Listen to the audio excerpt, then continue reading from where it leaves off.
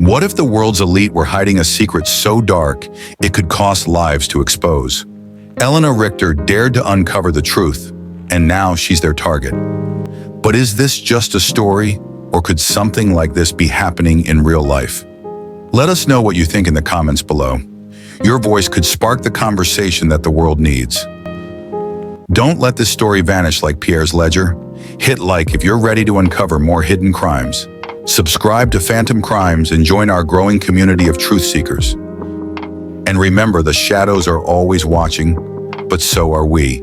Share this video with someone who needs to see it, because some truths can't stay buried forever. It was the winter of 1998 in the quiet Belgian town of Bruges. Pierre van der Meer, a respected art dealer, was last seen locking up his gallery late one evening. When he didn't return home, his wife called the police. 3 days later, his car was found abandoned on a desolate forest road. Inside the car was a single clue, a torn page from an old book with strange coordinates scribbled on it. The police called it a random disappearance, but not everyone agreed. Journalist Elena Richter, known for uncovering corruption cases, received an anonymous email. Pierre was involved in something bigger. If you want the truth, follow the numbers. Intrigued, Elena started digging. What she found was darker than she could have imagined. Elena followed the coordinates to the outskirts of Bruges, where an abandoned warehouse stood, its windows shattered and rust crawling over its steel walls. The place looked lifeless, but something about it felt wrong, like it was holding on to secrets no one was meant to uncover. Inside, the air was damp and smelled of decay. Elena found a hidden door at the back, disguised as part of the wall. After forcing it open, she entered a room that looked like a forgotten office. Papers and ledgers were scattered across a desk. The ledgers were chilling. Names, dates, and cryptic notes like Lot 12, sold, and Lot 27, pending evaluation. Many of the names matched people who had vanished in recent years. Her stomach turned as she flipped through the pages. At the bottom of one ledger, she found Pierre's name, marked with the words, Lot 32. Prime condition. She searched the room further and discovered a black envelope sealed with wax. Inside was an invitation written in elegant gold letters. You are cordially invited to the grand auction, a night of exclusivity, luxury, and unparalleled treasures. The location was encrypted in a code she couldn't immediately decipher, but the date was clear. She had 3 days. The location turned out to be an isolated chateau surrounded by dense woods. Elena, dressed in a sleek black gown and mask, felt the weight of her decision. She wasn't a spy or a detective. She was a journalist walking into the lion's den. Inside, the grand hall was filled with the sound of a string quartet, chandeliers casting golden light over the massed crowd. Waiters in tuxedos moved silently, offering champagne. The first items up for bid were stolen art, ancient relics, and manuscripts. The crowd whispered and clapped politely, their masks hiding greed and anticipation. Then the lights dimmed. A man in a sharp suit stepped onto the stage, his voice smooth and commanding. Ladies and gentlemen, we now present the highlight of tonight's auction, Lot 32. A side door opened, and 2 guards dragged Pierre onto the stage. He was barely recognizable, his face swollen, his body bruised. A collective murmur swept through the crowd, but it wasn't shock or horror. It was excitement. Lot 32, human, starting bid, 500,000 euros. The room erupted in a frenzy of bids. Elena's hands trembled as she discreetly recorded everything on her phone.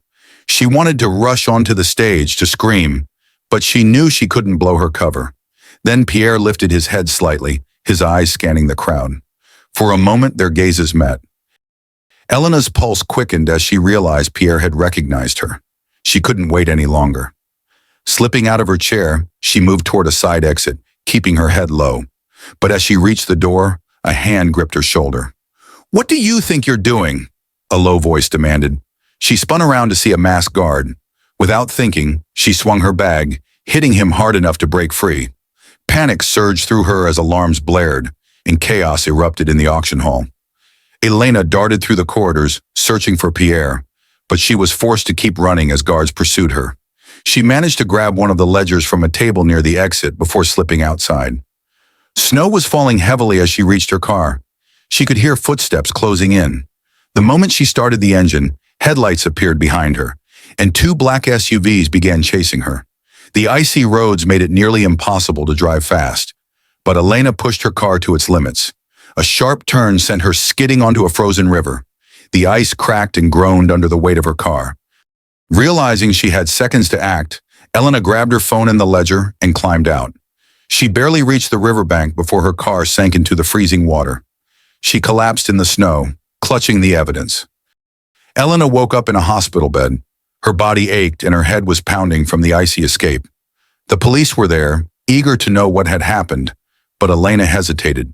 She knew the names in the ledger were powerful, and trusting the wrong person could cost her life.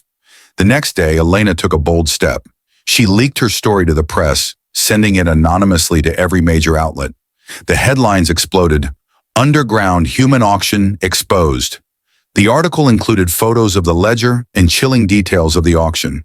The public was outraged, and protests broke out across the country. Authorities raided the chateau, but the mansion was empty. The only thing left behind was a grand piano, its keys stained with blood. Elena's exposé named several high-profile figures linked to the auction. Arrests were made, and the scandal became a global sensation. But the deeper the investigation went, the murkier it became. Most of the accused denied involvement, claiming the documents were forged. A week later, the police discovered a body in the forest near the chateau. It was Pierre. His face was unrecognizable, but DNA confirmed it was him. The autopsy revealed signs of severe torture. His hands were broken, his ribs shattered, and his mouth sewn shut. Elena was devastated. She had uncovered the truth, but it felt hollow. The people who orchestrated the auction were still out there, untouched, protected by their wealth and influence. One night, Elena received a call from a blocked number. A deep, distorted voice whispered, "You shouldn't have done that. You've made yourself a target." From that moment on, Elena felt like she was being followed. Cars idled outside her building. Anonymous packages arrived at her door, filled with shredded paper and black roses. She knew she was in danger, but she wasn't ready to give up. Elena tried to live cautiously, but the threats became harder to ignore. Her emails were hacked. Her phone buzzed at odd hours with strange, static-filled voicemails. Once she came home to find her apartment door ajar. Nothing was taken, but on her desk was a single black envelope. Inside was a photograph of a new auction invitation. This time, there was no elegant script or fancy gold lettering. It was hastily written, as though someone wanted her to know it wasn't over. The message on the back chilled her to the core. Lot 33, Elena Richter. Her breath caught in her throat. She was the next target. Elena knew she had to act fast. She reached out to an underground network of whistleblowers, hoping to disappear. But as she packed her belongings, she found another envelope in her bag, a picture of her younger brother. On it, another note. "Run, and he pays the price." For the first time, Elena felt truly trapped. She couldn't go into hiding and risk her family's safety, but staying meant waiting for the inevitable. The story closes with Elena in her apartment, staring at her phone. She's typing an email to an investigative journalist she trusts when the screen goes black. A single blinking cursor appears, followed by a message. "We're always watching." The screen fades to black as the faint sound of applause echoes, a chilling callback to the auction she exposed.